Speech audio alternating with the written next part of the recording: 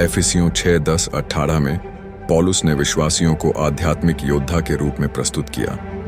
यहां पर उन्होंने कहा, सो प्रभु में और उसकी महान शक्ति में बलवंत हो जाओ। परमेश्वर के पूरे अस्त्र शस्त्र पहन लो ताकि तुम शैतान के घातों का सामना कर सको।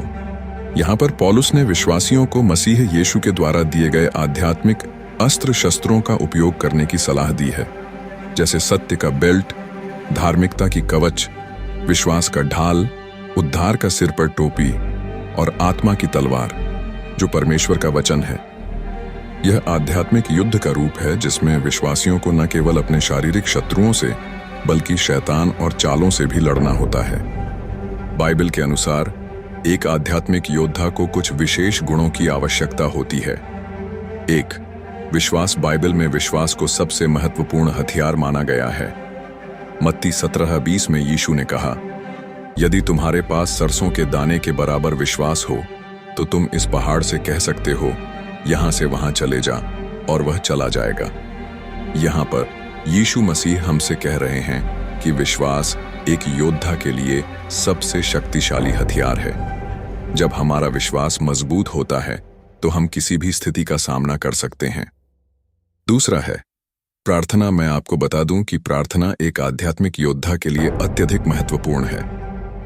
मत्ती 26:41 में यीशु ने कहा, जागते रहो और प्रार्थना करो ताकि तुम परीक्षा में न पड़ो। आत्मा तो तैयार है परंतु शरीर दुर्बल है। यहां पर यीशु ने यह बताया कि प्रार्थना के माध्यम से हम अपनी आत्मा को मजबूत कर सकते हैं और आत्मिक युद्ध में विजय प्राप्त कर सकते हैं। और तीसरा है आत्मनियंत्रण और धैर्य। एक योद्धा को न केवल शारीरिक रूप से बल्कि मानसिक और आत्मिक रूप से भी दृढ़ होना चाहिए। 1 कोरिन्थियों 9:24-27 में पौलुस ने कहा, क्या तुम नहीं जानते कि दौड़ में दौड़ते तो सब हैं परंतु एक ही विजय प्राप्त करता है। तुम भी इस प्रकार दौड़ो ताकि विजय प्राप्त करो। यहां पर पौलुस ने यह स्पष्ट किया कि एक योद्धा को अपने उद्देश्य की ओर पूरी मेहनत और आत्मनियंत्रण के साथ बढ़ना चाहिए। बाइबल के अनुसार आप एक योद्धा हैं। यह कथन न केवल बाहरी शारीरिक युद्ध के संदर्भ में है बल्कि यह एक गहरे आत्मिक युद्ध का प्रतीक है। बाइबल हमें यह सिखाती है कि हम सभी को विश्वास, प्रार्थना, साहस, आत्मनियंत्रण और धैर्य के साथ मसीह यीशु के उद्देश्य के लिए लड़ने के लिए तैयार रहना चाहिए।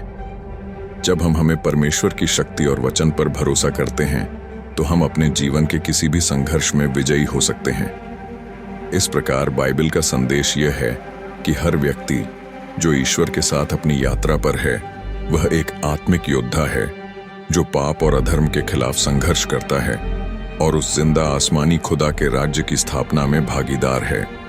परमेश्वर में हमारी बुलाहट यही है क्योंकि मसीह यीशु ने हमें सारे अधिकार दिए हैं। वचन कहता है कि तुम पृथ्वी की ज्योति हो। एक शहर जो पहाड़ी पर बसा है वह छिप नहीं सकता।